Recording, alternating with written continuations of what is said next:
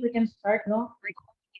Kung meron po tayong mga kakilala or co-participants who belong to the Block B, please let them know that we are now starting and then habol na lang po sila kung sakali. Okay? Sige po. Muli, welcome to the CATIG training series under High Teach, Module 2, Expanding Distance Learning. Okay. So, before anything else, I'd like to introduce myself first. I am Mark Joseph A. Yuste, but you can just call me MJ. I'm an instructor in the UP Integrated School. I teach social studies. So, ang hinahandle ko po ay grade 7, Araling Asyano, at grade 10, mga contemporary issue. I'm also currently taking up my master's in sociology in UP Diliman. At dati din po akong teacher fellow noong 2017 at alumni ambassador noong 2019 sa Teach for the Philippines. And then later on, magkakaroon tayo ng maikling get to know you. So, relax lang muna. No? For now, let me give you a brief overview of what we're gonna do for this afternoon. So, as you can see, no, yung malaking bahagi ng ating session for this afternoon will be allotted for sharing. We'll be having a plenary sharing and then later on breakout room so that you will be able to exchange ideas, insights, and other matters with your co-participants. And for this session, our goal is for you to redesign existing distance education materials that can improve the teaching practice and experience of our distance learners and discuss practices to assure effectivity of the modalities and modes in supporting the distance learners. Ayan. Ideally po, nabasa niyo na at least kapasadahan yung ating asynchronous module, no? So sana may ilan sa inyo na naka-browse na ng ating material because for today, we'll be deep diving on the discussion part. Okay? Pero kung hindi pa po, okay lang din because for this afternoon, dadaanan po natin. No? We'll be having a quick recap of what transpired in the asynchronous module. Okay?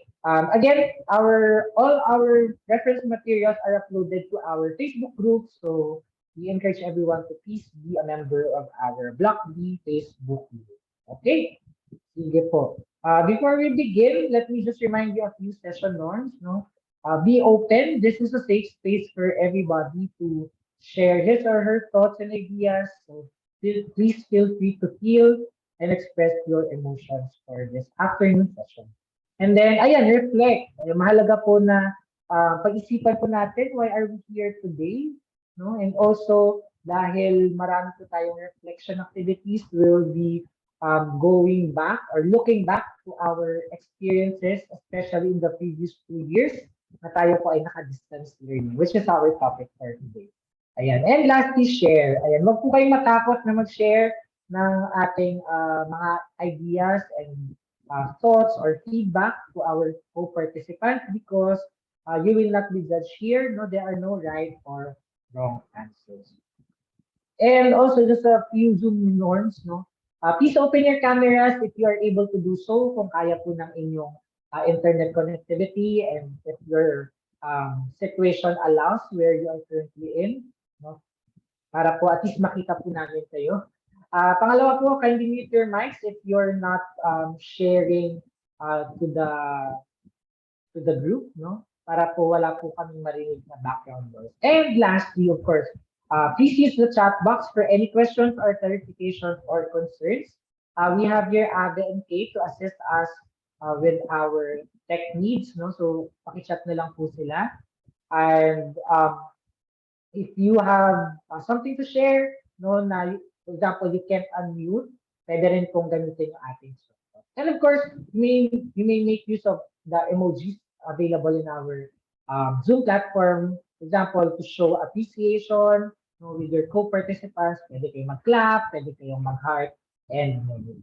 And just in case, no, in the duration of our session for this afternoon that magkaroon po kayo ng problem with your internet, no, at nawala po kayo sa ating session, it's okay. You can just try logging in again, no, once the connectivity comes back up, no, para po at least makapag-participate pa po kayo no, for the rest of our session until 5 p.m. For today. Okay? So, sana po matandaan natin ito at masustain yung ating energy until the end of our session. And without further ado, let's go to our short get to know you activity. So, speaking of emojis, no, yan po yung gagamitin natin for our get to know activity. So, basically, ang gagawin po natin ay magbabanggit po ako ng isang category and then if pasok po yung category na yon sa nabanggit ko na nagde-describe sa inyo personally, please hit the specific emoji that I'll be mentioning. Okay? So, isa-stop share ko po muna para po makita ng bawat isa yung ating mga emojis. Okay, ready na po ba? Kung gumagamit po kayo ng laptop, sa baba merong reactions, yung may smiley, no? Meron tayong clap, meron tayong thumbs up, meron tayong joy, yung tumatawa na may luha, tawang-tawa. Ayan, merong wow or open mouth. We also have heart and yung tada, yung parang party po. Okay, ready na po ba tayo? For our first category, ayan. Heart if you are present in the first session. Ayan, sino po yung mga naka-attend last Saturday na session? Ayan si Ma'am Charisse, si Ma'am Denilyn, si Ma'am Florenda. Okay, medyo parang kalahati no, ng ating participants for this afternoon are also present in the first session no, with Ma'am Carol. Okay, so good to know. Sana po ay present pa din kayo no, until our module 6. No? Clap if you are a kinder to grade 3 teacher. Meron po ba ditong K to 3 teachers, yung mga early grades? Pa-clap naman po dyan, teachers. K to 3? Ay, mukhang wala. Sige, punta tayo sa 4 to 6. If you are a grade 4 to 6, thumbs up. Sino po yung mga grades 4 to 6 teachers dito? Ayan, si Sir Joseph, si Sir John. Okay, meron pa bang mga 4 to 6 dito? Yung mga higher levels natin. Ay, mukhang dalawa lang. Heart if you are a high school teacher. Ayan, pa-heart po tayo mga ma'am at sir kung tayo po ay mga high school teacher.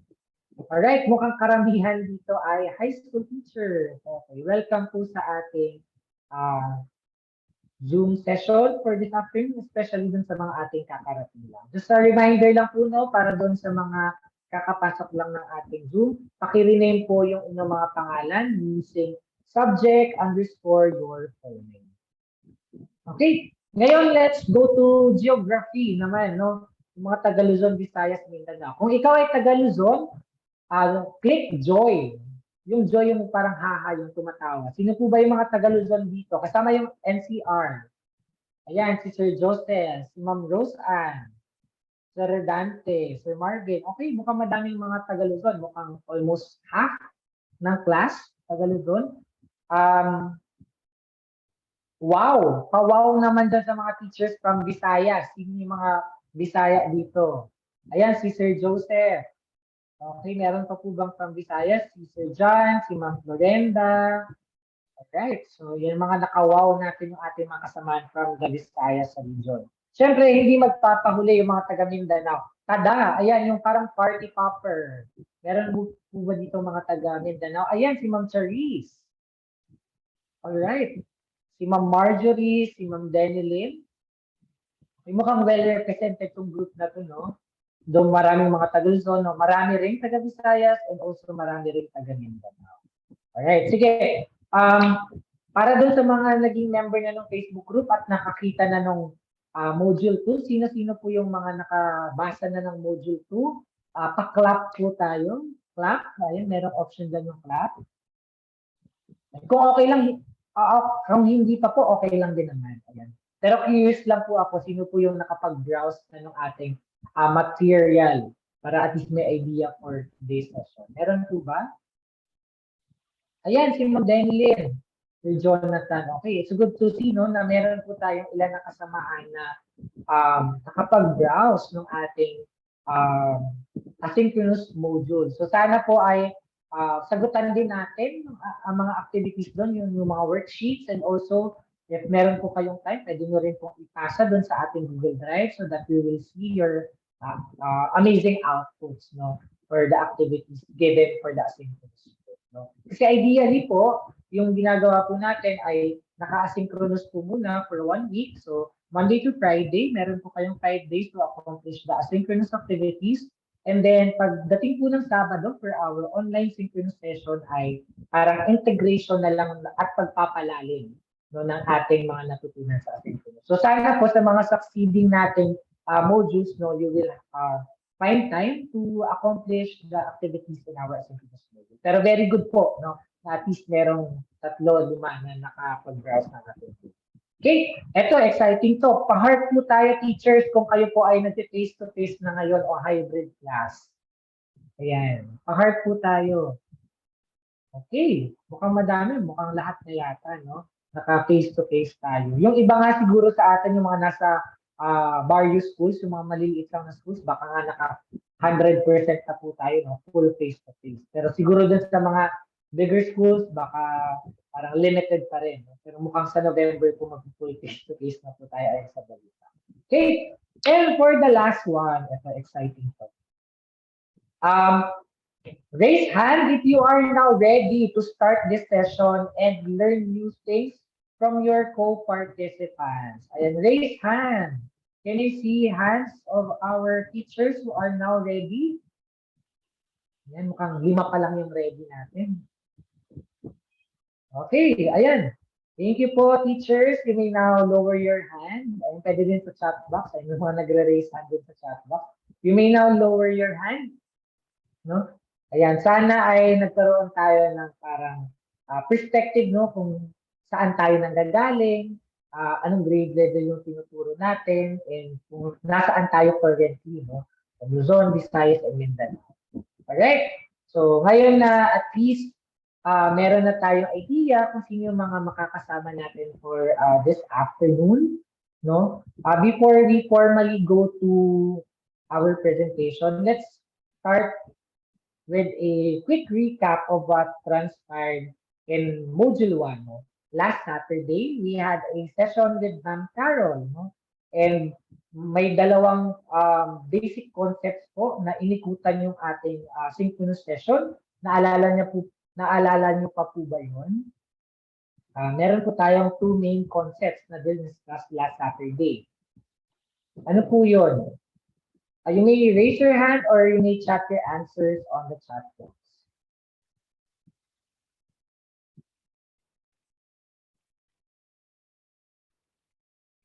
And I see some people na present po no, last Saturday. Ano po yung diniscuss ninyo last Saturday? Ayan, para naman po ma-share natin sa ating mga kasama na hindi pa nakasama sa ating module 1. Ayan, nagbanggit si Ma'am Charisse, no? These 2 things, functional literacy and ayan, life skills. Alright, tama po, no? Just a very quick recap, ano yung functional literacy? These are set of tools that is used to look at other lens, no? On how we view literacy. So, hindi na siya nakakulong lang dun sa reading and writing, no? We go beyond these types of literacy, and we can argue that each type of these literacies, no, yung civic literacy, yung about religious literacy, no, and many more, no, these types of literacies encompasses each other. No. It equips our students to be better and well-adjusted members of our society, no. And going beyond this literacy and numeracy engagement, we are able to reflect a slice of their present reality and also to engage them in preparation for their future. Ay nabanggit din ni Ma'am Charisse, no? And ayan, and other people from our chat na yung life skills. So, yung life skills, ito yung basically yung mga soft skills, no? A set of skills that is not necessarily taught inside the curriculum. However, it is deemed equally important. No? Dahil kasama po dito yung iba pang aspeto ng ating pagkatuto. Okay? Kasama dyan yung things such as personal and social involvement, no? Health and social aspects, and many more. Ang mga life skills na ito po ay magagamit natin in our present context, no? Lalong-lalo na for the past 2 years, nagbago yung ating landscape of education, no? Nagkaroon ng pandemic, no? And some restructuring in our education system. And now, magagamit natin itong set of life skills na ito in adjusting in the so-called new normal in education. And combining both these concepts, it is our task as educators to take the extra time to adjust our lesson to what we have seen is fit to their needs and how this can promote the habit of lifelong learning for our students. Alright. Sige, sana po may napulot po kayong aral no doon sa ating na-discuss ni Ma'am Carol last week. No? If you weren't able to attend the synchronous session last Saturday, it's okay. Meron po kaming recording na pinost sa ating Facebook group. And then yung module po, yung reference material din po nito ay naka-upload din po. So, anytime pwede niyo po itong balikan in your own convenience. Okay? Sige po. May question po ba tayo so far? Tungkol sa ating quick recap.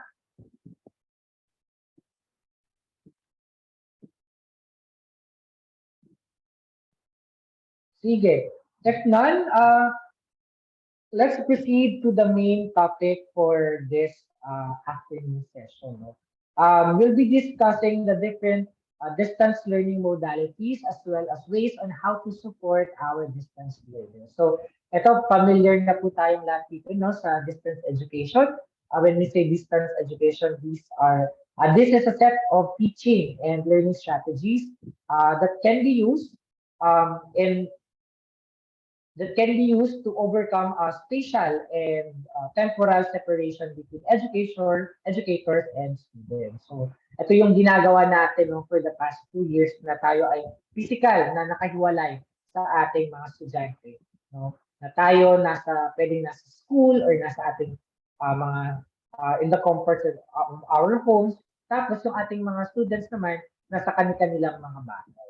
No? And according to the DELCP ng Department of Education, it's a DepEd memo release on year 2020, in-identify doon sa memong yun, yung iba't ibang distance learning modalities that can be applied depending on the context of the school communities.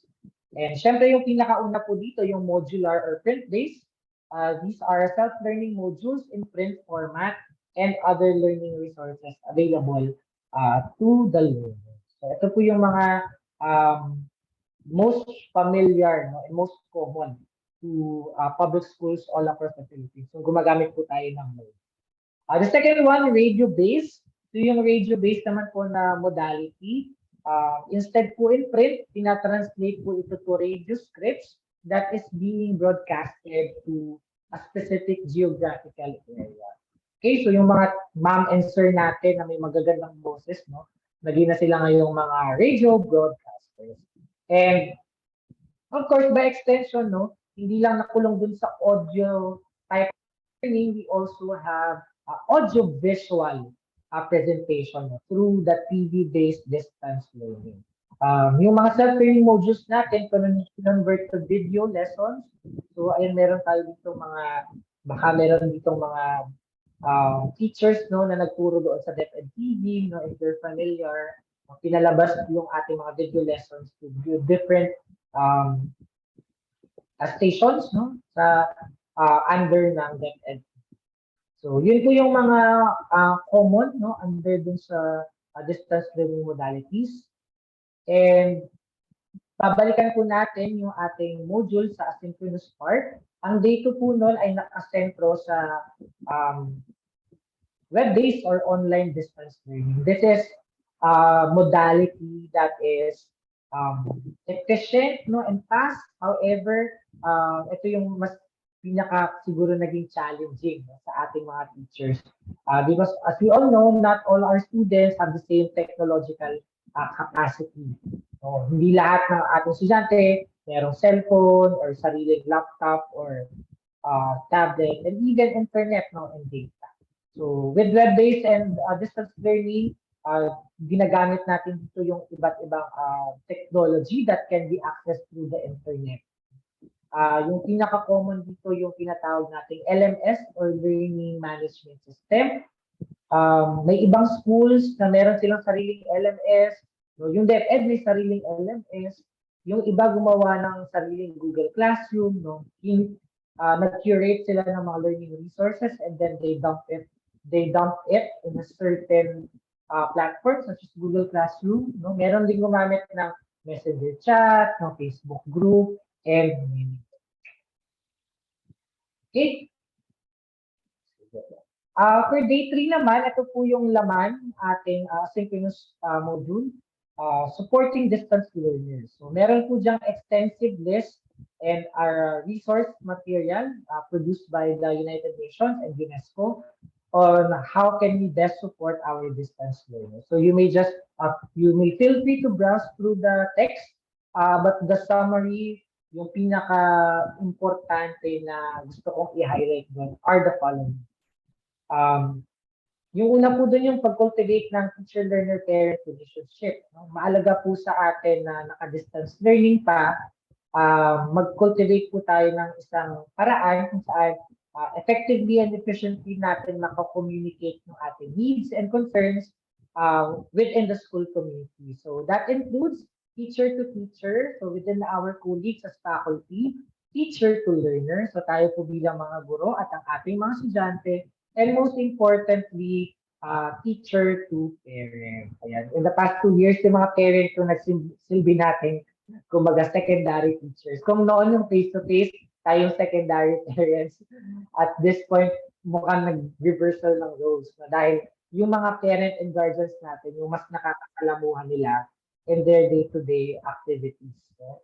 So, ayan, mahalaga po ito dahil sabi nga ng kasabihan, no, it takes a village to raise a child. Hindi po solong responsibilidad natin bilang mga guro yung pag-aaral ng mga bata. So, kailangan din po natin involve yung mga parents, guardians, our administrators no, the school, our local leaders, barangay officials, no, mayor, at lahat na involved sa ating school community so that we'll be able to do the most effective no, intervention to our disadvantaged listeners. The second one dito, contextualized learning instruction. Ito, marami na pong studies na nagsasabi that learners learn best if it is done according to their learning style. Eh, meron po tayong tinatawag na multiple intelligences, no? Yung iba mas natututo pag visual, yung iba mas natututo kung may tactile, may nahawakan silang physical artifact, yung iba mas natututo through artistic means, no? Yung pag-drawing, pagsasayaw, galaw-galaw, ganyan. So, marami pong instructional materials na pong na-produce, no? And yung iba, meron tayong mga video lessons to complement their discussion, no? Even some use gamified instruction. No? If you're familiar with quizzes, menti.com, Slido, lahat ng mga online platforms na ito are used to respond to the different context of our learners. No? Mahalaga din po yung pag-involve natin ng mga real-life application gamit yung ating mga available resources available. Okay? And lastly, of course, ito alam na natin to, tayo bilang mga guro, we are secondary parents, no? Tayo tumatayong mga magulang at guardian ng ating mga estudyante. And it's very important that we are also able to provide and respond to their socio-emotional needs. No? Kasi hindi naman po puro academic performance lang no, yung tinatap natin with our students. We also tap their affective domain. No? So, mahalaga din po ito sa pagbuo ng ating tinatawag na holistic learning experience with our learners. Alright? So, yan po yung meat ng discussion dun sa asynchronous part ng ating module. So, at this point po ba, meron po ba tayong questions or concerns?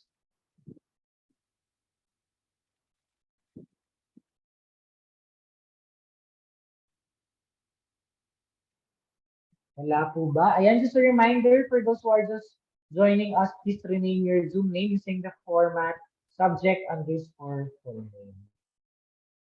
Alright. Sige, mukhang wala na. At this point, we'll be proceeding to our plenary sharing. Ayan, for the first part, ako po yung nagsalita. At this part, kayo naman po yung magsasalita no, with your co-participants. So what we're gonna do is, kayo po no, mag-share po kayo ng inyong personal or yung school's best practices in distance learning. So, cluster po namin yung mga subject areas. So we have communication arts, English, Filipino, mother tongue, science, mathematics, AT and EST, and then MATE and the TLED. So meron po tayong 5 sharers and each sharer will be allotted with 5 minutes to share their best practice on this topic. Okay? So sa ating pag-share po, kindly use the STAR method. We mentioned the situation, task, action, and result. So you provide us with the situation, the context of your school community, gaano po kalaki yung school ninyo, nasaan po yung location, no, and all those things. Task, ano po yung objective, no? Ano yung gusto yung mangyari with your specific mode of distance learning employed in your school. The third one, action. So, yung intervention po, ano po yung mga nangyari? No, yung step-by-step process na nangyari. And then lastly, result. Ano po yung naging resulta ng inyong intervention or yung pagpili ng inyong distance learning modality na ginamit po ninyo sa inyong school. And while you are sharing, you may be guided with this following guide question. Which modality that was implemented within your school community do you find the most effective? Which do you find the most challenging? And if you can share one best practice on distance learning implemented in your school, what would it be? Okay? So, 5 minutes po sa lahat ng mag-share. Volunteer basis na po muna tayo. And then, pag wala pong volunteer, siguro magvo-voluntold na lang tayo. Magtatawag na lang po tayo na mag-share. I'm sure lahat po tayo, no, may mag-share tayo dito dahil lahat naman tayo ay nakapag distance learning. And don't be pressured po, hindi po kailangan grand and innovative agad yung inyong i-share. You can start with the simple things that you did in your school and then tell us about it. And siguro I'll give you 1 or 2 minutes to think about that specific mode of distance learning na ginamit po sa inyong school and then later on we'll have our share.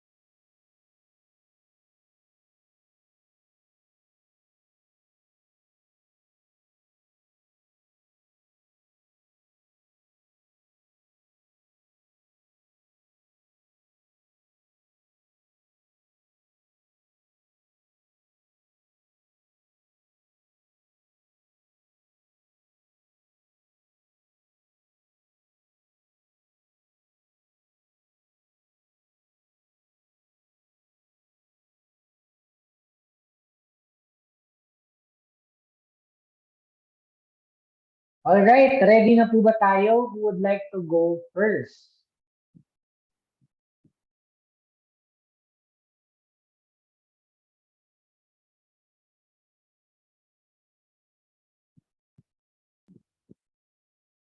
Ito po yung groupings natin, no? So, pili na lang po among you. Kung sino po yung natuturo, for example, ng English and Filipino, baka po meron pong Brave Soul sa inyo na gusto mag-share at this moment. Meron po ba?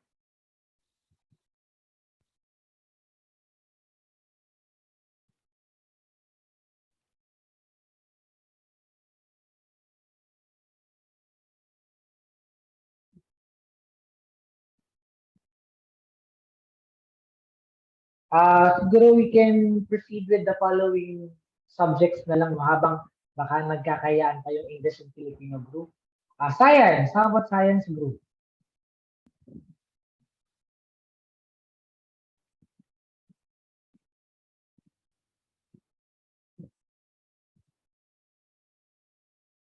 Science group, raise hand, anyone? Ayan, si Sir Redante. Yes, sir. Yes, sir. Thank you. Good afternoon po. Good afternoon po sa facilitator, sa mga kasama dito sa platform.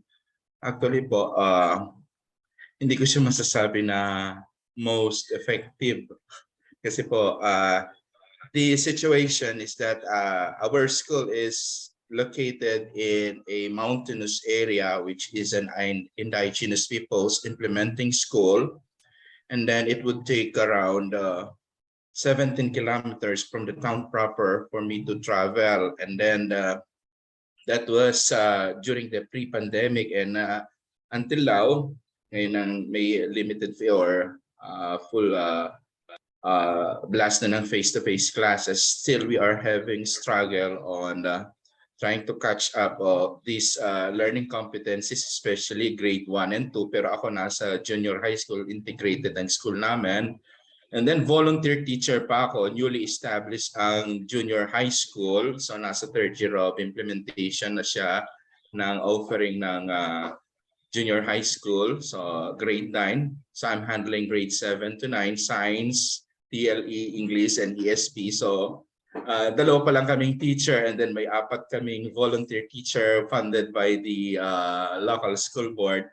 Kaya talaga hirap na hirap. And then we do not have yet the classroom, and then nasa ano ako, minsan nasa ilalim ng mangga, minsan nasa cover shed or stage. And then pero ginawa naman ng school head namin ngayon, nagkaroon kami ng shifting of classes. So pang morning yung mga elementary, and then in the afternoon junior high school. So what is the task now?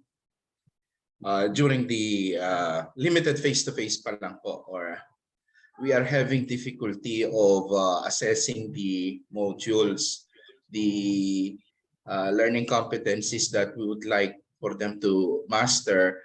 Hindi naman talaga siya authentic dahil nga kasi nga ang mga learners namin, they are what do you call this, anak sila ng mga indigenous people. So most of them are, di ko naman masasabi talaga na generally speaking illiterate. Talagang they are hard to read or having difficulty in reading in English. So kailangan i-translate mo sila sa kanilang dialect, sa Maganchi, and then Tagalogin mo pa. And then limited yung inadequate yung resources. Example, we are purely modular print yung modality namin that time. Pero ngayon, kaya kailangan talaga, hindi talaga purely na modular print. Kailangan talaga hybrid siya. Hindi lang, kasi nag-introduce din ng school namin ng radio-based. Kaso nga lang talaga, yung mga learner, mga parents namin and other stakeholders, talagang hirap din sila makakatch nung frequency. Binigyan na nga sila ng TV. So they're having difficulty on making use of these devices or tools and the application. And then, so the action that was taken now by our school authorities in the district is that kaya nga nasabi ko, based on my observation din at saka din sa learning recovery plan ng school namin, talagang hindi ko siya masasabi among the option dito, sir, na kasi meron yan na TV-based, radio-based, at saka modular print. Among those options talaga, hindi ko siya masasabi na effective. Talagang hirap based din sa context ng school po namin. That would be all. Thank you po. Alright, thank you po, Sir Dante, no, for genuinely sharing your challenges, no, and hardships with teaching. Pero we appreciate, sir, no, your conscious effort to help our students in the best way that we can. So, mahirap po talaga, no, yung konteksto ng ginagalawan natin, no. Iba-iba naman po yung challenges sa atin, pero especially, no, for Sir Redante na IT communities, no, tapos relatively bago lang din yung high school, tapos mukhang locally funded pa lang din si sir, no? Wala pang parang kumbaga regular item kumbaga sa DepEd, no? Tapos with all these problems, no, lack of classroom, no, kahirapan in assessing the authenticity of the work of our students, no. Pero nakita po namin, sir, no, and I appreciate your conscious effort to kumbaga respond, no, to the context of your school. Kasi despite na-mention mo nga, sir, no, na kahit sinubukan nyo rin mag-radio based, pero since ka mahirap yung frequency. So, ayun, balik modular po talaga tayo. Ayan. Mahirap po talaga, no, pero I appreciate yung talagang you made do with what you have, no, sir? And sana no, matugunan po yung mga pagkukulang sa inyo anytime soon because we believe that we all deserve better bilang mga guro and lalong-lalo na sa ating mga students. So maraming salamat po, sir. Okay, sige. So after na science, andito po yung ating susunod, mathematics. Meron po bang gusto mag-share from the mathematics teachers?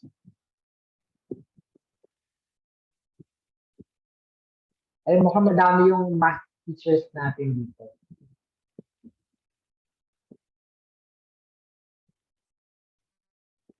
Alright, I'm browsing through the gallery, so baka pumili na lang ako ng someone from the mathematics teachers. Ayan, nakita ko kanina si Ma'am Denny Lynn. Ma'am Denny Lynn, pwede po ba kayo mag-share ng inyong best practice sa school of distance learning?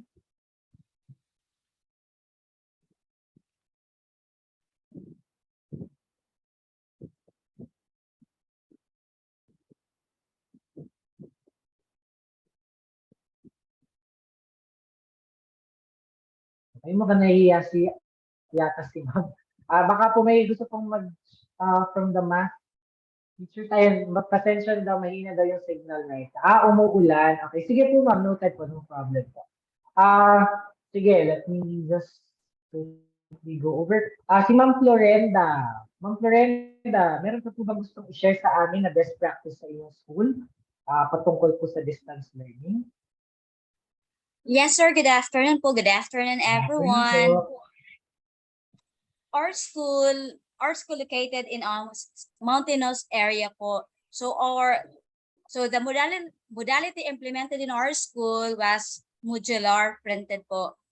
And the most challenging is the distribution of modules and the retrieving of our answer sheets because pupunta po kami ng assigned barangays po. So, ang dami naming dinadalang mga modules. Tapos pagbalik, marami rin kaming answer sheets na dinadala.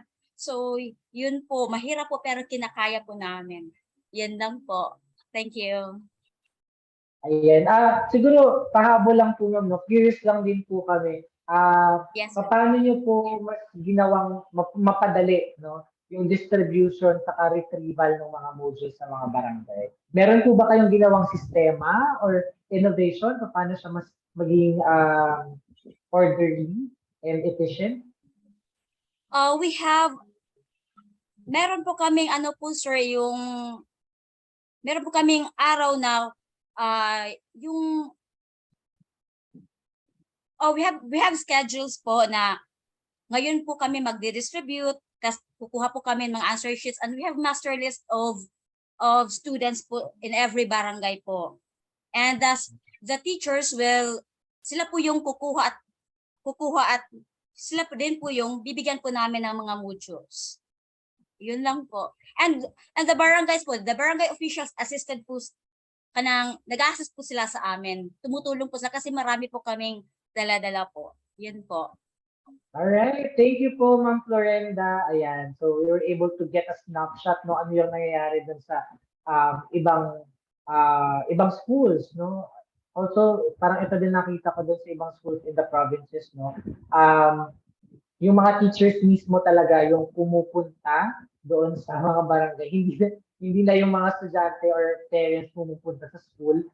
Yung teachers talaga mismo yung lumalapit no, sa mga barangay hall, for example. And it's also notable no, na mention ni Ma'am Florenda yung coordination, no, with barangay officials, because alam naman natin, imagine kung ilan yung estudyante natin, no. Let's say you have 50 students in your section, tapos bit-bit mo lahat ng modules for all subjects, no. Sobrang bigat siguro nun, ma'am, no. So saludo po kami at ayan, sana po ay nagka-muscles po tayo sa pagbubuhat ng mga modules, no. And ayan, we'd also like to thank our barangay officials dahil katuwang po natin sila, no, sa ating pagdi-distribute and pagdi-retrieve ng mga modules. Ayan. Thank you po. I've seen Ma'am Marjorie na nag-raise din po ng hand. Ma'am? Yes, sir. Good afternoon. I'm Good afternoon po. from Cagayan de Oro Division, teaching mathematics. May gusto ko din pong i-share yung mga best practices namin based lang po sa personal experience. I'm a math teacher. So our school was practicing modular learning for last 2 years. So ngayon po nag-face-to-face na po kami. So noon po what we have encountered po is that we have had problem on attendance of our students. They were not able to get the modules, and then ang daming alibay na ginagawa ng parents, and also some of our parents, if not most of our parents, are working. So they cannot follow our schedule, or kailangan nilang umabsent para lang makakuha ng module. So what happened is that it affected the academic performance of our learners. So what we did, we had may ibang teacher na nag-develop ng parang ILMP.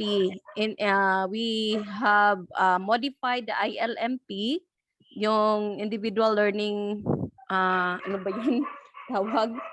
Individual Learners Monitoring Plan. So what we call it ABIM tool. So ginagamit namin ito sa pag-monitor ng attendance ng mga bata based on how they get their module and how they return their modules with their answers.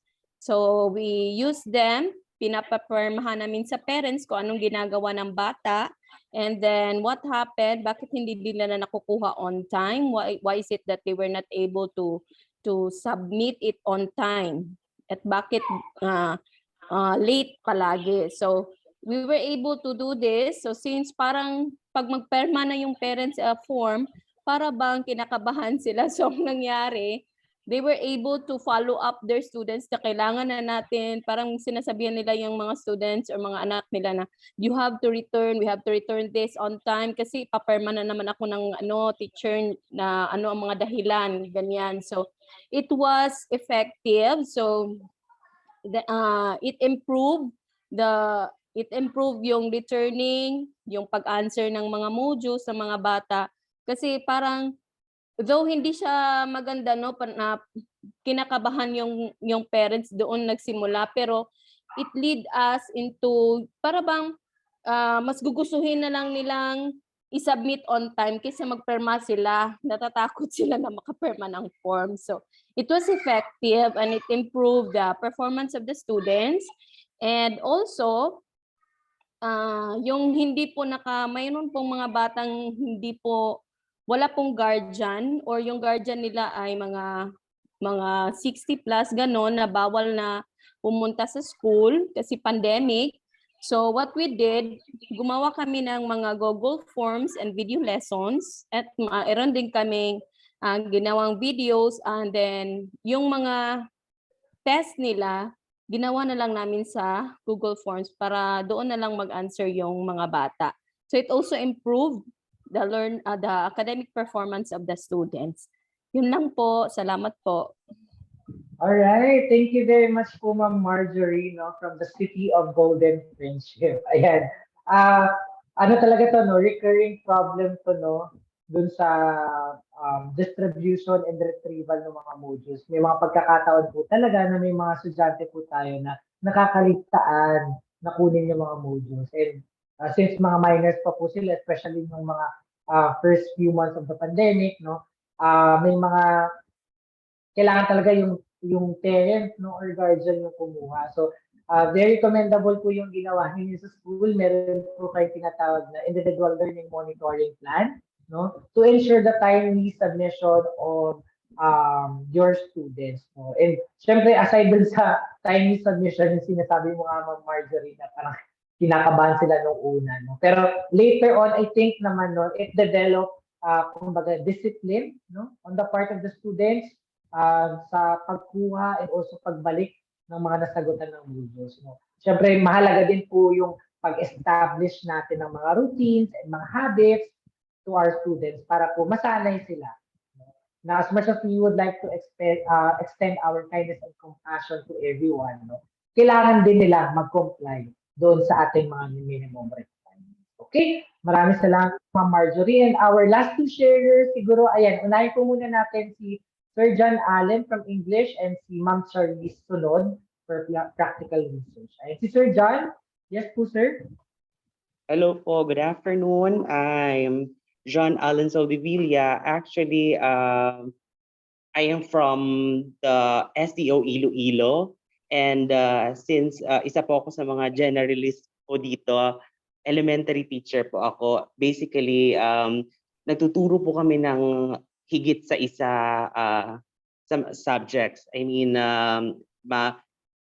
in grade level, pwede kang magturo ng iba't ibang subject. But anyways, our situation is our school adopted the blended learning. We have the modular print and the radio-based instruction in the last 2 years. And ang mga challenges na na-encounter namin ay at the first quarter, yung mga nasasagutan po ng na answer sheets ng mga bata ay hindi po kami nakakasigurado na sila yung gumagawa. Kasi at ayun nga po, nagpatawag kami ng parent conference, and the feedbacks of some parents were the modules is napakadami pong sasagutan at nababurn out po yung mga bata. And as for our action, hindi naman to siguro best practice, but this is somewhat effective in our situation. Pinipili po namin yung mga activities na essential based sa MELS at naglilimit lamang kami kasi imagine ang dami nilang subjects tapos in a week dapat i-accomplish ng bata. At the same time, with our radio-based instruction, mas natutuwa yung mga bata kasi somewhat may interaction pwedeng paglaruan ng guro yung kaniyang lesson at na yun po as a result yun nga na lesson yung activity at yung mga bata po ay somewhat natutuwa sila dahil aside sa konti na lang at very essential na lang yung sinasagutan, at yung radio-based ay somewhat nai-enjoy nila, so somewhat the learning outcomes ay nagiging maganda para sa kanila. Thank you po. All right, thank you very much, Sir John. Ayan, from the City of Love, Iloilo. I'd like to comment lang, sir, no, yung nabanggit mo po kanina, nagkaroon po kayo ng parent-teacher conference. No? Mahalaga po talaga na involve natin yung parents sa conversation because sila po yung mas nakakakita sa ating mga estudyante. And with your siguro palitan, no, ng ideas with the parents, you arrive at the solution of just selecting, no, the essential activities and limiting it to a number na hindi maging overwhelming to the students. So that's very commendable po. And also, ayun, nabanggit mo din, sir, no, yung radio-based interaction is also very effective because mas interactive, no, yung ganitong klaseng modality compared dun sa print-based lang na yung harap lang ng mga estudyante natin ay papel. So parang for them, mas napaglalaroan nila yung ganong klaseng mode, no? Mas interactive, mas kumbaga may buhay, no? Yung mga salitang nababasa nila sa papel. So thank you very much, Sir John. Our last share would be Ma'am Charlize. No? Andito po ba si Ma'am Charlize for practical research? Tama po ba, Ma'am? Yes, sir. Good afternoon, sir. Good afternoon po. Am I heard po, sir? Yes po, audible po. Malinaw. So, good afternoon, everyone. I'm Cherise Cantago from the Division of Bukidnon, and I'm a senior high school teacher currently teaching practical research, and we're already implementing the full face-to-face classes here in our school. However, during the previous semester, I was teaching reading and writing, and that was the time we implemented. During the time, we implemented the modular print-based distance learning modality. So the problem for us in the higher year levels is that um, we have no problem in terms of the students answering the modules because I know that since malalaki na sila, so most of them, I think all of them are answering their own modules without the assistance from their parents, unlike sa lower levels. However, yung concern naman po sa higher levels is they tend to answer objective type questions only. So if for example in a module, 'di ba meron tayong objective na questions, meron tayong subjective, especially in languages ng mga subjects. They only answer ng mga objective type, like if there's true or false, yun lang yung ina-answeran nila, yung mga multiple choice, and then they leave the other task blank. Hindi sila nagre-write ng essays or any subjective type na mga activities and tasks. So that was our problem. So what we did for that is we did not religiously follow the modules that were printed, because what we did is we used the module as a reference for them to read kung anong ibig sabihin nito, what's the process in writing this or that. But what we did is we made our own activity sheets, writing activity sheets wherein hindi the objective type questions lang na binibigay namin is yung mga exams nila. But for the per lesson talaga na activity, writing siya, and what we did is in every writing activity, nagpo-provide kami ng examples. And yung examples is contextualized siya. Like we made the examples as if we are the student themselves. Like ginagawa namin examples like sa level nila and sa kanilang context. So for example, in reading and writing, most of the topics there is writing resumes, writing cover letters, letter of application for college courses, ganun. So what we did is we provided examples na nakaka-relate sila, like for example yung mga universities near in our place. So yun yung ginagamit namin for the examples, and then nagpo-provide talaga yung sa examples namin, doon namin nilalagyan ng mga footnotes ba, and then yung basta yung mga comments, like in Microsoft Word, mga comments doon, like nina-highlight namin yung specific parts, and then meron tayong may mga footnotes, comments kung anong process doon, anong ibig sabihin ng ganun, para talaga, so that even with the absence of our explanation, they would know na what's the process in writing. And so with the reading, the comprehension part of it. So ganun. And then, however, despite that technique, given rin po na as a teacher, constant talaga na communication through messenger sa student.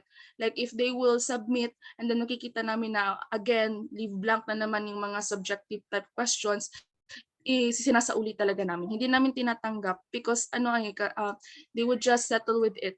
So we don't want them to settle with that, so binabalik namin, and then we keep on nag-follow up talaga kami sa messenger that please ganito talaga, and then we will always entertain your questions. So yun, nag-a-ask sila through messenger. So good thing naman, though not really 100% no, yung nakaka-answer, pero this compared nung sa previous nila na performance, marami-rami na yung nakakabigay ng output. Though hindi talaga siya naka-follow, pero at least they tried to start and finish it. So I think that's the thing that we somehow innovation siya. Pero honestly speaking talaga, the distance learning modality, it's very, very hard. And I can't say that it's effective, but given the situation that we were limited in terms of the face-to-face classes, so ganun, we have to adapt and be flexible with the educational modality. So Yun lang po for us. Thank you po.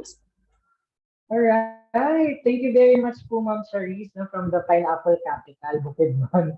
Um, yung kaso naman ni Ma'am, no, medyo mga matatanda na yung mga estudyante niya, medyo independent learners na sila na tinatawag na.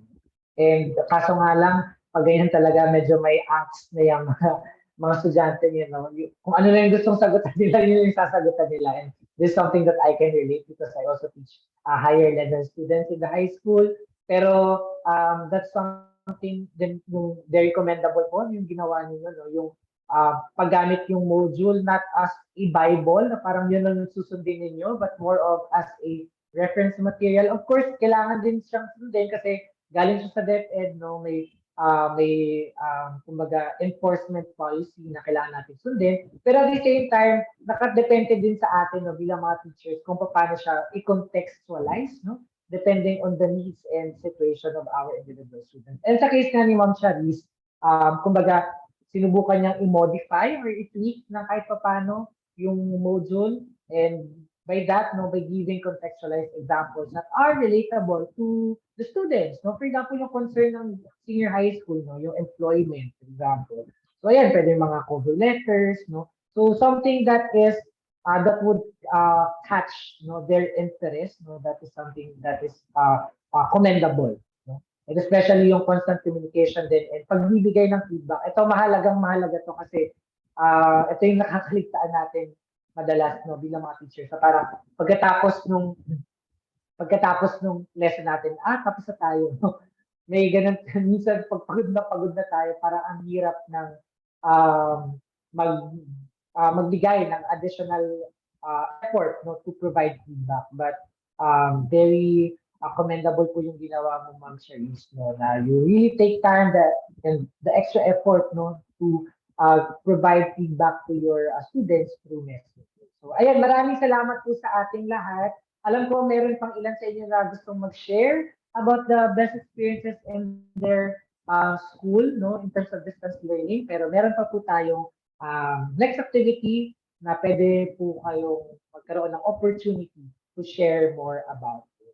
So for our breakout rooms, ito po yung gagawin natin. We will be splitting the main session in half. We'll be having 2 breakout rooms. Room 1, dito po yung Filipino and English teachers as well as the AP and ESP teachers. For room 2, we have the science and mathematics teachers and the MATE and PLE teachers. So yung gagawin po natin, halimbawa sa room 1, yung first group, pili po kayo, halimbawa Filipino and English yung first group, and then AP and ESP yung second group. So medyo pinag-combine na po namin yung subjects dahil medyo imbalance po yung ating demographic for today's session. So yung Filipino and English as 1, AP and ESP as 1. So pili na lang po kayo sino yung first and second group to present. So for example, kung Filipino and English yung napiling maunang mag-present, you will be given 10 minutes to present your work. Ano po yung ipe-present ninyo? Ayan. Ito po yung inyong weekly home learning plan. Lahat naman po tayo, gumawa po tayo ng WHLP for the past 2 years. So for this activity, for the sake of discussion, hindi nyo na po kailangan gumawa ng separate o bagong WHLP. You can just make use of the WHLP na ginamit nyo po in the past years. So ito po, alam niyo naman po yung format, the end time, learning area, learning competency, learning class, and mode of delivery. So pili na lang po kayo ng representative, for example, for Filipino and English, 1 rep, and then AP and ESP, 1 representative. So si first group, mag-represent kay second group for 10 minutes. Si second group, ang gagawin niya, siya yung magpo-provide ng critique or feedback doon sa presentation. Okay? After 10 minutes, pagtapos na yung pag-present and pag-feedback, switch. Okay, mag-flip naman po kayo. Second group naman po yung mag-present for 10 minutes, and then si first group naman po yung magbibigay ng feedback. Gagawin po natin ito sa loob ng 30 minutes, and if may time pa na sobra, you can wrap up your discussion by providing additional comments or suggestions on how to make the WHLP. Okay na po ba? Malinaw po ba yung instructions? So from time to time po, we will go around to see if nag-uusap po kayo at kung meron pong nagpa-facilitate. So sana po pag nakapasok na kayo sa breakout rooms, kindly volunteer yourself or assign a facilitator for your discussion. Okay? So we will be opening now the breakout rooms. So room 1, Filipino, English, AP, and ESP. Room 2, Science, Mathematics, MAPE, and PME. Ayan. See you po after 30 minutes.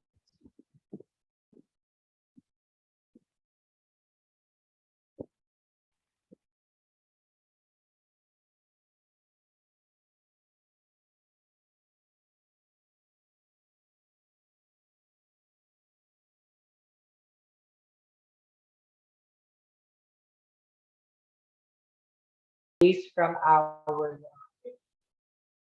meron po bang gusto mag-share? Especially po doon sa mga hindi pa po natin narinig kanina. And we encourage everyone, especially those who haven't shared yet, to share in our plenary session this afternoon. Sino pong gusto mag-jumpstart ng ating discussion? Just a very quick, lang po, parang just tell us what happened in your breakout rooms. Were there any reflections, any ideas, any new learning that you learned with the co-participants? Ayan, papangunahan na ni Ma'am Marge. Ayan, na-assign ko si Ma'am Marge kanina sa kanilang breakout room. Yes po, Ma'am. Sir, good afternoon po ulit.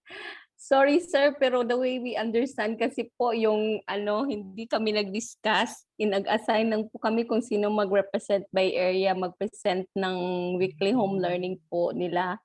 Sorry po. Okay lang po, Ma'am. Sige po. Ano po yung kumbaga, baka po meron kayong gustong i-present sa amin o ipakita. Just very, very quickly lang po, daanan lang po natin. Meron po bang gusto mag-present? Kasi po sa amin pong breakout na room, may na-assign pong 3, iba-iba kada area po na mag-present. Okay lang po. Siguro baka po may gusto sa any one of the 3 na na-assign kanina. Thank you po. Sige po, Ma'am. Just very quickly po, baka po may gustong mag-present po, Since may na-assign naman kanina. Re-instructions po natin talaga yung discussion po dapat ay sa breakout rooms. Tapos may feedback. But anyway, okay lang po.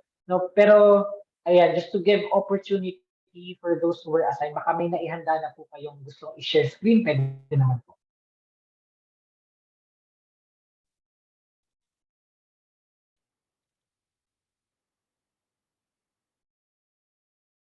Ayan, si Ma'am Rulin. Si Ma'am Rulin yung mag-represent na lang. Kahit mabilisan lang po, Ma'am, daanan lang po natin or ipakita ninyo yung inyong WHLP.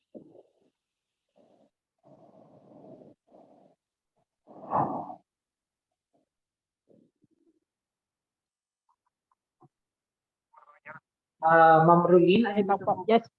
Sige po. Ayan.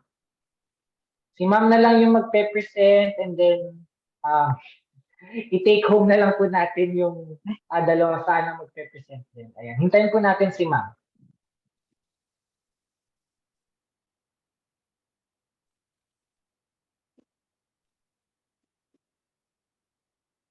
Ayan, habang naghahanda po si Ma'am Rulin, siguro pwede na pong mag-isip ng sharing yung kabilang grupo, kabilang breakout rooms. Sige po, Ma'am, baka po ready na po kayo.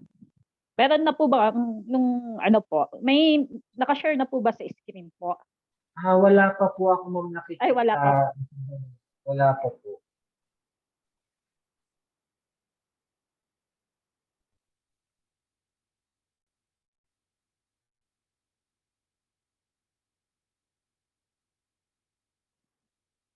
Baka may gusto pa pong mauna, sir, i-download. Sige po, Ma'am. So, balikan po natin si Ma'am Rulin. Let's ask siguro from the other breakout room, yung grupo po ng Filipino, English, AP, and ESP. Meron po bang gustong mag-share sa lahat? Sir, good afternoon po, sir. For our breakout room po, sir, we assigned one, pero he discussed po his WHLP to all of us, and then kami po yung nag-ask and nag-suggest and everything po, sir. So is it okay po, sir, if we would allow Sir Jonathan to present po his WLP? Siguro pwede naman po, pero mabilisan na ipakita na lang tapos i-highlight na lang po natin yung discussion, no? Ano po yung mga naging comment, mga naging feedback, naging mga affirmation, no? Base po doon sa pinisent ni Sir Jonathan. Ayan. Ano po ma'am yung mga naging usapan po ninyo patungkol po dito sa WHLP ni Sir Jonathan? Ayan, nakita naman po ng lahat, no? So hindi na po natin kailangang basahin pa isa-isa. Doon na lang po tayo sa feedback na lang po siguro. Si Ma'am Charisse, andito po ba? Hello po, sir. Ayan, hello po. Opo, sir. For the feedback lang po siguro sa part po namin, as we listen sa explanation po ni Sir Jonathan, is yung part po sa feedback namin is yung ilagay po sana yung remediation, enrichment classes sa WHLP, which na-address naman po ni Sir Jonathan because they had a meeting about this sa kanila pong school na ilalagay po siya sa format nila. And then another thing po is hinighlight po ni Sir Jonathan that in a specific po na MELCs, dalawang modalities po yung ginagamit nila para makater po because he's assigned in a very big school, so hindi po makakayang i-cater po ang lahat ng students. So they are divided. Mayroong in a specific day may synchronous, meron po asynchronous. So may set A, set B po ganun. So yun po, yung dyan po nakalagay sa WHLP na yung synchronous and asynchronous na activities. However, same marks lang po siya and same activity lang po. Though yung modality lang is different, but na-achieve po yung competencies. Ayun, maraming salamat po sa ating breakout room 1 kay Ma'am Charisse at kay Sir Jonathan, no? So again, nakita natin no, yung itsura ng ibang WHLP na ginagamit ng ibang subject. So it's very good na napakita po yun ni Sir Jonathan na natuturo ng ESP, tama po ba sir? And then ayan, nakapagbigay din ng comments yung ating mga co-participants. So very good po, maraming salamat. Let's give them a round of applause. Balikan lang po natin si Ma'am Rulin. Ready na po ba si Ma'am?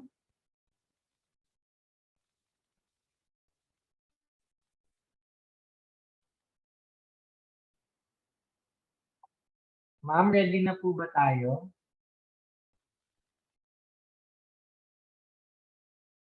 Ayun. Ayan po ma'am, nakita na po Meron na namin po. yung share screen. Yes po. Okay po. So, ito po yung weekly home learning plan po namin sa Division of Dagupan City. So, ang school ko po ay Dagupan City National High School. So, ito pong sample ng weekly home learning plan na po ito na is for week 4, quarter 2 sa grade 9 mathematics. Ito po ay ginawa po namin dated February 15 to 19 ng 2021 pa po. So, ang columns po namin is yung day and time, yung Monday to Friday po. And then learning area, asignatura, mathematics, learning competency, and learning task, delivery mode, and expected output. So for Monday, ang una po namin pinapagawa sa mga bata is yung video presentation. So under video presentation po, ang mga sinesend po namin dito is yung mga COT po namin na ginawa. For example po, ang ginawa pong COT nung isang co-teacher is about laws of integer, laws involving positive integer exponent. Yun po ang assistant po namin sa GC po ng mga bata. So sa COT po namin, hindi po kami pwedeng pare-parehas ng topic. And then may expected output po kami. And then for Tuesday, ang nakalagay po dito is module distribution dahil po every Tuesday po kami nagdi-distribute ng module. And then Wednesday, ito na po yung mga task ng bata na gagawin sa bahay. So sa learning task, meron po kaming, ang gagamitin po nila is yung self-learning modules. And then meron pong activities or tasks na gagawin ng bata, 1, 2, 3. And then meron din po kaming mga nilagay na link from YouTube na pwede pong maging guide nila. And then the delivery mode for this learning task is modular learning approach, which is ito po yung nag-distribute po kami ng modules. And then for number 2, pwede din po kami mag-conduct ng online tutorial kung ni-request po ng guardian ng bata or yung bata po mismo. And then expected output is dapat nasagutan na po ng bata yung pre-test and review. Tapos po, Okay na po ba, ma'am? okay na po. Ayan, maraming salamat po, Ma'am Rolene. Siguro one thing na interesting na nakita ko sa kanyang weekly home learning plan, yung online tutorial, ayan, sa mathematics, parang ito yung kinakatakutan ng mga subject ng mga estudyante, no? Kaya mahalaga din po no, na magkaroon tayo ng initiative to do remediation techniques, no? And one of those is yung pagkakaroon na ng online home tutorial, no, for our left behind students. Okay, sige po, ngayon na nakita na natin yung iba't ibang mukha ng ating tawag dito, distance learning modalities in different contexts, no? May iba-ibang subject, iba-ibang lugar, iba-iba yung kontekstong ginagalawan. Ngayon po, susubukan nating i-summarize, no, ang ating mga learning and reflection for today's session. So, I'd like to invite everyone to please go to this link. Ayan. Ipopost ko yung link sa ating chat box. It's a Google Jamboard collaboration platform. So we will do this collaboratively. Kindly visit the link bit.ly/highteachm2. So kung meron po kayong hawak na external device, you can just scan the QR code that you can find on your screen. Again, yung link po natin ay bit.ly/highteachm2. The same link is also provided in our chat box. Alright? So, yung itsura po ng ating Jamboard ay ito po. Ayan. Pag click niyo po yung link, dapat po ito po yung lalabas sa inyong screen. Okay? So, meron po itong blank canvas. Punta po kayo dun sa, if you're using a laptop, meron sa taas na, wait, dapat ano lang po. Dapat meron, ito po yung lumabas sa inyong screen, no? 4/4 dahil kayo po ay nasa block, hindi na. Okay? So, hanapin niyo po yung 4/4 sa itaas. Okay? Tapos, paki-check po kung kayo po ay nasa High Teach Module 2 Expanding Distance Learning Block D. So, what we're gonna do for the next 5 minutes is for you to collaboratively post sticky notes, images, text boxes, etc. That would best summarize your learning in this session. Okay? On the left side, if you are using a laptop, you have here pen. So, pwede po kayong mag-drawing. You have your eraser, sticky notes, no? Images, kung gusto niyo po mag-insert ng image ng inyong best practice ng distance learning, pwede rin po. O mga picture ng inyong actual classes, no? Via Google Meet or face-to-face. Pwede din po mag-insert ng shapes or mga text box. Okay? At kung meron po kayong difficulty in accessing the link of the Google Jamboard, bukas po ang ating chat box. So you can enter in the chat your learning for this session. And then kami na lang po mano-mano mag-i-input po sa ating Google Jamboard. Okay po ba? Ayan, may nauna nang naka-blue sticky notes. Sana po ay may mga sumunod pa in the next 5 minutes. Thank you!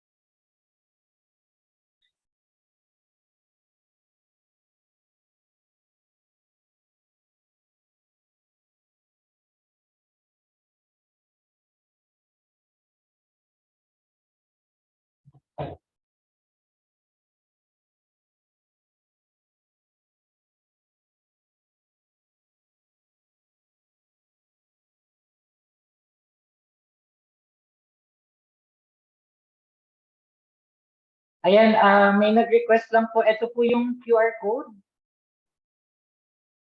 Ayan, sir, paki-scan na lang po. O pwede din pong i-click nyo na lang yung link na nasa atin pong chat box.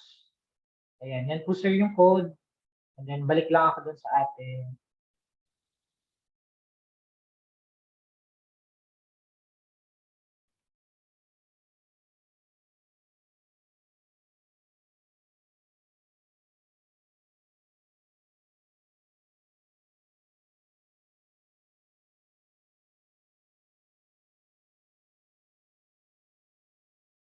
Kung meron po tayong difficulty in accessing the Google Jamboard due to internet connection po, pwede nyo naman pong i-chat na lang po doon sa ating chat box yung inyong sagot.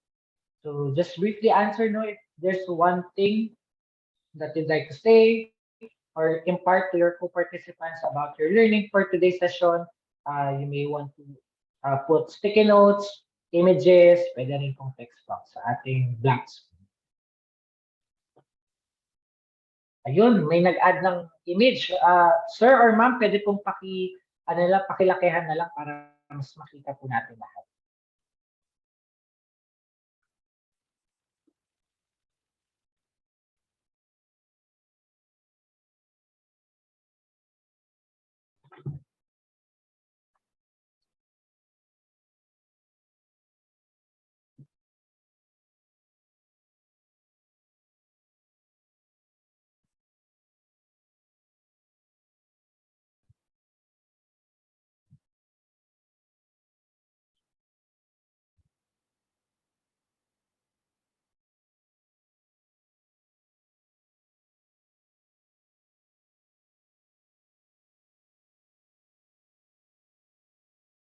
Okay, sige, I'll start reading one by one your answers. So, i-zoom in ko na lang para po makita natin lahat, no? Ayun, yung nasa blue po na sticky note, nakasulat po dito, I feel relieved that I am not alone in facing the challenges of the multi-level transitory period brought about by the present school year. Kudos to the organizers and participants. Ayan, so ayan, kung sino man po itong nagsulat nito, no? Kung sino ka man po, teacher, ma'am or sir, no? Know that you are not alone in this journey. No? Kaya meron po tayong mga ganitong opportunities for you to exchange your feelings, no? Yung reklamo nyo sa school nyo, pwede nyo i-share dito. Hindi naman po ito makakalabas o i-reklamo sa inyong school admin, no? So know that you're not alone in facing these challenges. It's a common kumbaga challenge to everyone, but I hope no at the end of the day we'll be able to triumph these challenges that we are currently facing. Okay? So ayan, it was a meaningful Saturday afternoon. A myriad of thanks to this kind of initiative for the Philippines. Ayan, welcome po. Ayan, I felt relieved that all of us share the same sentiments and challenges regarding the issues we face during this school year caused by the pandemic. I hope that these issues will be addressed by our government. Okay. So, mahalaga po no na kumbaga damdamin natin yung ating mga emosyon. Parang ay salamat na lang hindi lang pala ako yung nag-iisa dito. Pero at the same time no, dapat mag-demand din po tayo ng accountability to our government officials especially na sana po hindi ito manatili bilang issue no dahil sana ay magkaroon tayo ng mas maayos no, na pamamalakad at sistema sa mga susunod pang school year. Because we teachers, you know, our students deserve the best. Okay? So ayan, at the end of the day, the best visual aids is ourselves. Yes, agree po mo, ma'am or sir, no? Kahit po wala kayong PowerPoint, no? Kahit wala kayong Google Meet, ganyan. So long as you made yourself present to your students, ayan, mahalaga na po yun no, para sa kanila. Ayan, ayan, even though we encountered a lot of struggles, we still strive to do our best in giving quality student education to our students. Medyo na mali-mali lang yata yung time. Okay, it is a great learning revisitation of the various learning modalities that we applied in a school context. Challenges experienced during the pre-pandemic and pandemic and post-pandemic world. Naputo yata. I am happy that I was able to deliver learnings to my students amidst pandemic because of our distance learning modalities which cater the needs of our learners in different contexts. Yes po. Okay. Ayan. This session has taught us of different modes on how are we going to deliver well our lessons to our students. Ayan. Thank you so much to the organizers and my co-participants for sharing. Alright. Ayan, may picture po dito. I-zoom in ko lang para po makita ng lahat. Sorry. Ang daming nangyayari sa aking screen. Ayan, si ma'am with her students. Ayan. Wilmar Saura from Bulanon Farm School, Sagay City, Negros Occidental. Salamat po sa pagkakataon na ito dahil nakapag-benchmark ako na di bumiyahe o gumastos ng malaki. Yes, very cost-effective po talaga yung ganitong mga opportunities, no, mga asynchronous online sessions through Zoom. So you don't have to go to Manila, no, para lang malaman yung mga karanasan ng ibang guro sa ibang lugar. So maraming salamat din po sir from Negros Occidental. Ayan, from Sagay. Ano ba yung Negros? Sugar Capital. Ayan, dami natin mga nalaman for today. Ayan, si ma'am with her students na may mga meda, gigi. So ito naman, from Talon Integrated School, Senior High School. So I believe para itong, ano ba to, newsletter or infographic, no? Online kamustahan. Okay, so merong naka-Google Meet from Talon Integrated School. Thank you po for sharing this one. This one is, I believe, a screen share of a Canva presentation. Ayan, ako gumagamit pa ako ngayon ng Canva. Tapos, andyan yung mga estudyante niya. So, part din po siya noong Google Meet. So, may mga Canva, ganyan. Ayan, ano to? Picture na may mga kamay na nakaganyan. Ayan, mga estudyante. So, parang assumption ko na lang, no? Parang, they're opening themselves together, no, also parang uniting, no, for a common goal. So parang may ano ata to, life skills activity. Ayan, sabi ni Ma'am Cherise, distance education is seems impossible but the teachers made it possible. So kudos maestra. Okay, baka may nakalimutan pa po ako. Ayan, planning is very important. Okay, and many. Ayan, may gusto lang akong i-highlight. May humabol pa, naka-yellow. Okay, ito. Nagsisikap ang guro para maibigay ang pangangailangan ng student para makasabay. So, dapat nilang mapag-aralan, mabuhay ang mga teacher. Mabuhay po tayong mga guro sa lahat ng paaralan sa buong Pilipinas. And with that, maraming salamat po sa inyong pagbabahagi. Just a few reminders, no, before we formally close. So, yun na po yung pagtatapos ng ating session for this afternoon. Just a few reminders, see you po sa ating susunod na synchronous class. Kung maaari po ay sundan po natin yung day-to-day synchronous activities and i-upload po natin yung ating mga output kung meron man sa ating Google Drive folder. Kindly answer the Module 2 training survey. Our attendance will be available at bit.ly/hiteachmodl2. The same link is also posted in our chat box, so pakiclick na lamang po. Okay, teachers? Ayan, and with that, maraming salamat po for your active participation and your wholehearted presence, no, ngayong hapon. Sana po ay may napulot po kayong inspirasyon ngayong hapon na pwede po ninyong baunin sa inyong pang-araw-araw na pagpasok sa eskwela. And with that, maraming salamat teachers and see you all next week. At last na lang po, I will have a picture taking. So for those who are able to open their cameras, please open your camera so that makita po namin ang inyong nagaganda at nagagapo ang mga mukha. Ayan, thank you teachers. Pa-open na lang po ng camera and then si Ave na lang po yung si-signal po sa atin kung go na po tayo with our picture taking. Okay? Ayan, sige po. Hintayin lang po natin makapag-cam on yung iba pa. So, 2 blocks po ito. So, smile tayo ng mga 1 minute. Okay.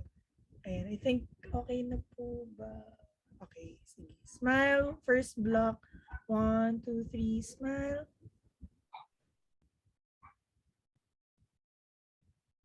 Okay. Wait lang po. Isa pang block. One more. 1, 2, 3, smile.